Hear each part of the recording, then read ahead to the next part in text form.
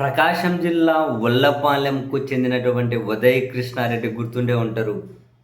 2013లో ఒక పోలీస్ కానిస్టేబుల్‌గా విధులు నిర్వహిస్తూ ఉండి, ఆ తర్వాత 2018 వరకు నిర్వహించారు. 2018లో ఒక ఉన్నతాధికారి చేసిన అవమానం ఏదైతే ఉందో, అవమానాన్ని తట్టుకోలేక రిజైన్ చేసి, ఆ తర్వాత వరుసగా 3 సార్లు సివిల్స్ రాసి, ఒకసారి రైల్వే పోలీస్‌గా అవకాశం వచ్చిన అది వద్దనుకొని, చివరికి సివిల్స్‌లో 350 ర్యాంకు సాధించి ఐపీఎస్ అయ్యారు. బ్రహ్మాండంగా మధ్యలో కథలు కథలుగా తన గురించి చెప్పుకున్నాం. అంత కసితోటి చదివి సాధించారు అని. చివరికి తీవ్రమైనటువంటి ఆరోపణలతో ఒక తీవ్రమైన కేసులో చిక్కుకున్నారు. అయితే సర్దార్ వల్లభాయ్ పటేల్ పోలీస్ అకాడమీలో వీళ్ళు ట్రైనింగ్‌లో ఉన్నారు.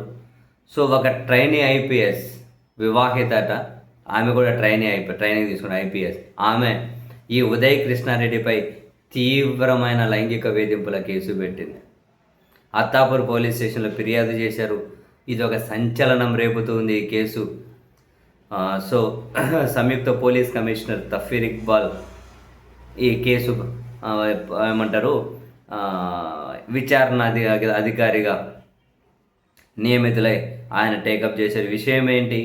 గత నెల 23 నుంచి కృష్ణారెడ్డి వాట్సాప్ ద్వారా అసభ్యకరమైన సందేశాలు పంపుతూ నిరంతరం వేధిస్తున్నాడని, అకాడమీలో స్నేహితుల ఎదుట అవమానకరమైన వ్యాఖ్యలు చేశారని, మరో ట్రైనీతో తనకు వివాహేతర సంబంధం ఉందని ప్రచారం చేస్తున్నాడని, తనను అసభ్యంగా తాకేందుకు ప్రయత్నించాడని, ఈ నెల 9న రాత్రి 9 గంటల సమయంలో తనను బలవంతంగా ఆయన గదికి తీసుకెళ్లాడని, అక్కడ తన జుట్టు పట్టుకొని గొంతు నిలుమేందుకు ప్రయత్నించాడని, తన మెడపై కత్తి పెట్టి గది నుంచి బయటకు వెళ్ళనివ్వలేదని, 3 కండోమ్ ప్యాకెట్లను తన వైపు విసిరాడని, ఈ నెల 10న ఉదయం 7:50 మరోసారి తనను కొట్టాడని, తన వ్యక్తిగత వీడియోలను రికార్డ్ చేసి వాటిని తన భర్తకు పంపించాడని.